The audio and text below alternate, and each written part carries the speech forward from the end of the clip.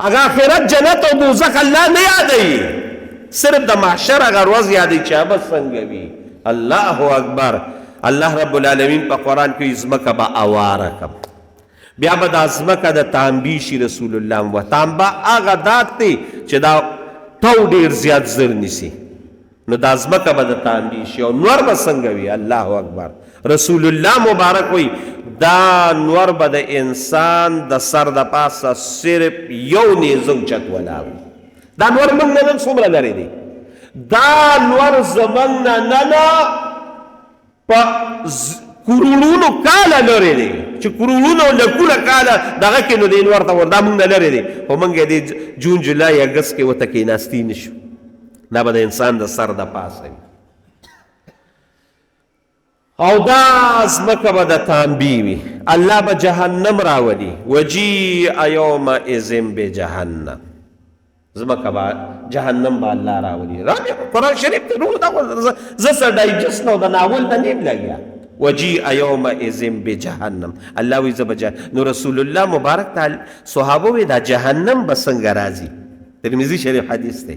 نو رسول الله مبارک ورته وی جهنم ته به الله لګامونه اچولي. وره دا خبره دا د ترمذی شریف حدیث دی. لګامونه به ورته الله اچولي او څومره فرشتو به را روان کړي؟ او یا زره.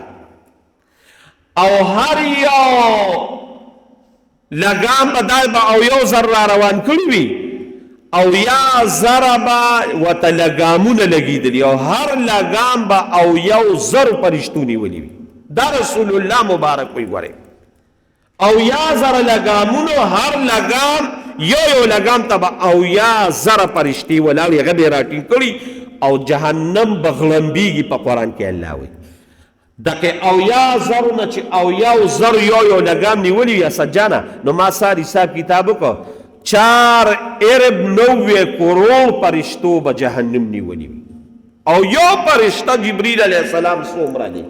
معتفقات قرآن شریف کې الله وی 15 خارو، جبریل صرف په دې یو پر کې اوچت کړو. دومره خو فرشتې دي، خو دا جهنم به لګیا دي غړمبېږي به. نو دا جهنم به منډه وي، نو د فرشتو د لاس نه به رسول الله مبارک اخلاص شي. نو الله ما یلیق بشانی څنګه چې د الله شان سره مناسب ده، صرف ستاسو د ذهن دغه دپاره ویم. او رسول الله مبارک په دې الفاظ وی الله به پې دا خپل خپکي دي، نو دا به قدرېږي.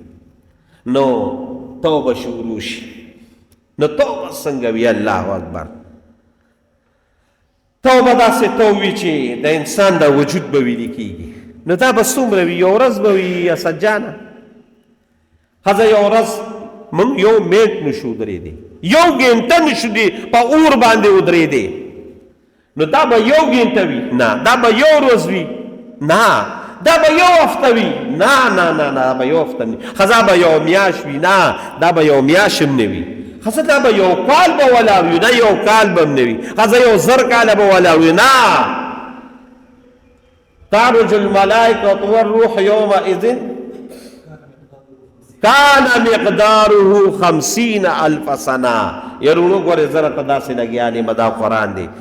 دا چې دا جهنم یې راوستی وي او ته بربنډ ولاړې او ځمکه د تانبي دا به 50,000 کاله روزي. نو دقې وخت کې به ته وې چې یومئذ ببنیه و صاحبته و اخیه و فصیلته التي لو یفتدي یومئذ ببنیه. الله وابو لدی سے مخ دی دنیا کې چې لګیا یو څه دپاره؟ زوی دپاره، ښځې دپاره، لور دپاره، خور دپاره، رور دپاره. د دې دپاره ګوره ستا خو په یو نوړی هم کار کېږي، ستا خو په یو روټۍ هم کار کېږي، ستا خو په یو کټ هم کار کېږي، زما خو په یو کمره باندې هم کار کېږي. دا نن چې ته لګیا یو دا موږ او تاسو نه جایز او نه ناجایز، نه حلال او نه حرام، د څه دپاره؟ د بچو دپاره، د ښځې دپاره، د لور دپاره، د زوی دپاره.